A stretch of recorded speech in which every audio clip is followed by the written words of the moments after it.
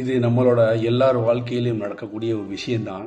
நான் ரொம்ப வருஷம் ஆரம்ப காலகட்டத்தில் பார்த்தீங்கன்னா, எனக்கும் நிறைய நடந்திருக்குது பாரு. இப்போ தான் வல்லல மாறிட்டு வருது அந்த மாதிரி விஷயங்கள்லாம்.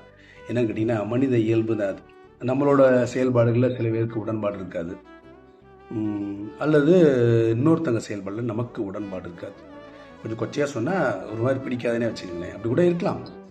ஏதோ ஒரு காரணங்களால் வந்து 2 பக்கம் அப்படி இருக்கும். இப்போ என்ன பண்ணால் நான் நம்மளை அந்த உடன்பாடில் அவங்க பிடிக்காம நம்மளை பற்றி யார்ட்டையும் ஏதோ குறை சொல்லும் போதோ எதுவும் சொல்லும் போதோ நமக்கு அந்த விஷயம் நம்ம காதில் வரும்போது நமக்கு ட்ரிகர் ஆகிடும். நம்ம ட்ரிகர் ஆகி நம்மளை ஜஸ்டிஃபை பண்ணுவோம், நியாயப்படுத்துவோம். ஒரு 4 பேர்கிட்ட அவன் என்ன அப்படி பேசுகிறான், என்னை பற்றி நான் அப்படி தேவையில்லாமல் அப்படி நம்மளை ஜஸ்டிஃபை பண்ணும்போது அவரை பற்றியும் ஒரு 2 3 வார்த்தை குறை சொல்கிறதுக்கு உண்டான வாய்ப்புகள் அமைச்சிடும். பேசிடுவோம். நம்ம அந்த மாதிரி இயல்பு தான், அதெல்லாம் மனுஷனோட இயல்பு தான்.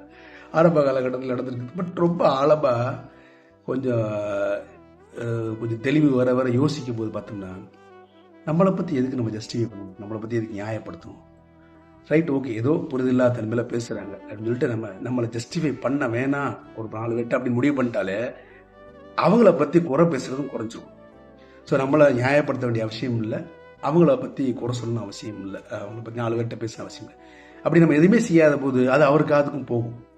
நம்ம எதுவுமே எந்த ஆக்ஷன் எடுக்காமல் இருந்தோம் அவருக்கு அதுக்கு போகும்.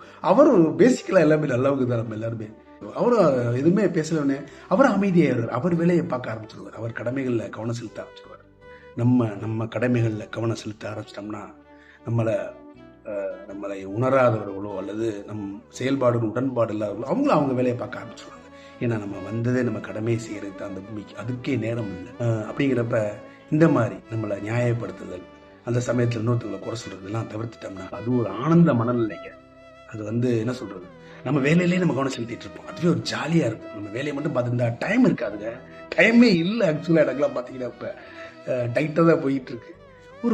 அது ஒரு மனநிலை, சந்தோஷ ஆனந்த மகிழ்ச்சி அமைதி, என்ன சொல்றது, ஒரு திருப்தியான மனநிலை. யாரை பற்றியும் பேசாது.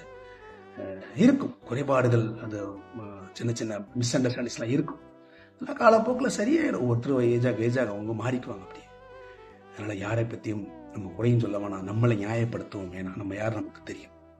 அப்படி இருந்துட்டோம்னா அது ஒரு கிஃப்டட் லைஃப். உங்கள் வாழ்க்கையில் மன நிம்மதி, மன அமைதி, திருப்தி எல்லாமே இருக்குங்க. அது ஒரு ஜாலியான லைஃபாகவே இருக்கும். என்ஜாய் பண்ணுவீங்க அந்த லைஃப். நல்ல சிந்தனை விதைப்போம், நம்பிக்கை வளர்ப்போம், அன்புடன் நம்பினா.